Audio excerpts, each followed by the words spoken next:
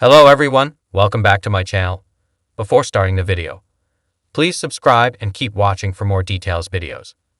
Eala Gauff sizzles. May Nila, Philippines.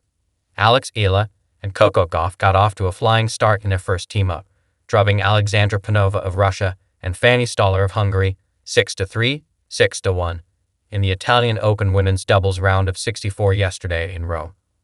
The Filipino-American pair needed 59 minutes to sweep past their rivals behind a strong start in each set to make the second round. Eala, World No. 70, and Gauff, World No. 3, will face either the Italian tandem of Tyra Katarina Grant and Lisa Pagato or the seven-seeded duo of Kazakhstan's Anna Donalina and Irina Kromacheva of Russia in the next round. The 19-year-old Eala and 21-year-old Gauff had contrasting results in their singles campaigns before joining forces for the doubles division of the WTA 1000 clay tourney. Eala, who's warming up for her Grand Slam main draw debut in the French Open on May 25 to June 8 in Paris, absorbed a 6-0, 6-1 beating at the hands of World No. 27 Marta Kostyuk of Ukraine in the round of 128. Eala Gauff pair sizzles in Rome. The Roman sun was unforgiving, casting long shadows across the rust-colored clay as the crowd at the Foro Italico buzzed with anticipation. Tennis fans had gathered to watch another doubles match, but by the end of the day, they'd be raving about the unexpected electricity on Court 5. This wasn't just about winning. It was about heat, harmony, and heart. It was about Alexandra Eala and Coco Gauff, two rising stars, one unlikely duo, and a performance that turned heads and raised eyebrows in all the right ways. Because on this sweltering afternoon in Rome, the Eala Gauff pair sizzled, the spark before the flame. To the outside world, it may have seemed like a spontaneous team-up. Gauff, the fearless American phenom and Grand Slam champion, and Eala, the soft-spoken but sharp-striking lefty from the Philippines. But behind the scenes, a matchup was the product of timing, mutual respect, and a touch of digital courage. It began a week earlier when Alexandra Eala slid into Gauff's DMs with a message that would light the fuse. "Hi Coco, this might be random, but would you want to play doubles in Rome?" Coco's reply was almost instant. "Absolutely. Let's make some noise." And that's exactly what they did. Fire and flow. From the first point of their first match, it was clear that Eala and Gauff had something special, not just as individual talents, but as a synergistic force. Coco brought the fire, a wall of energy, blistering forehands, lightning speed footwork, and an explosive presence that never let up. She stomped the baseline like it owed her something. She fist-pumped. She roared after winners. Alex, by contrast, was calm, cool, cerebral, a quiet storm. She played with a soft touch but sharp instincts, placing balls with surgical precision, returning serves with angles only a geometry teacher could explain.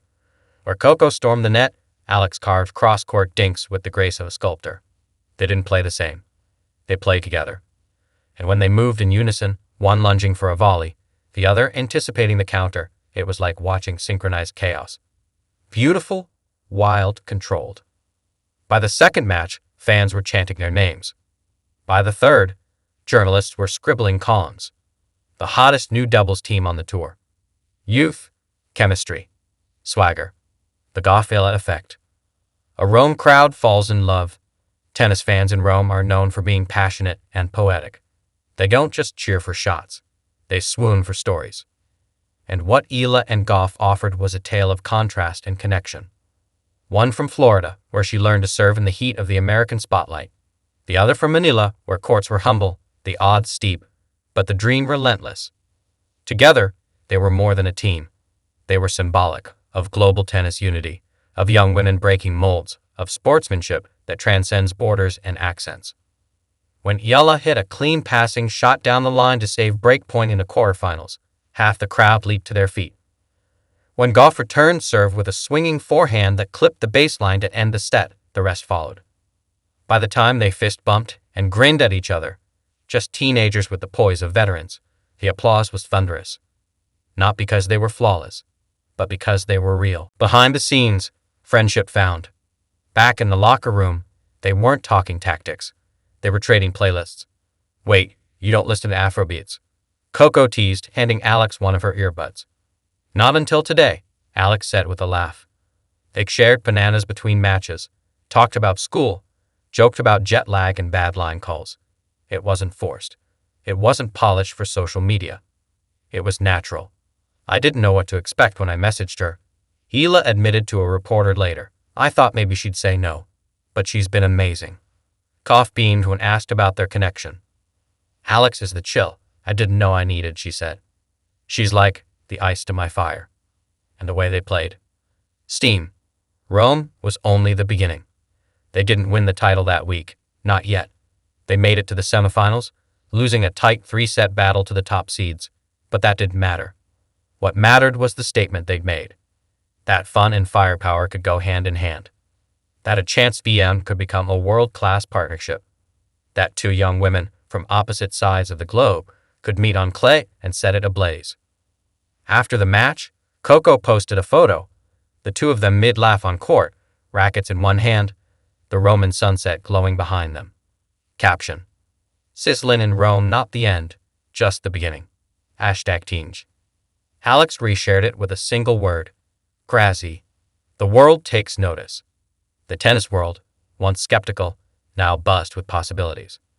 Would they play together at Roland Garros? What if they stuck together through the season? Could this be the next great doubles duo? Power, poise, and potential in perfect mix. Commentators called them the new face of women's doubles. Young fans drew sketches of them, side by side, under Italian arches. Even veterans on tour tipped their hats. It's not just their talent, said a former doubles champion on air. It's their joy. They bring something fresh, something exciting.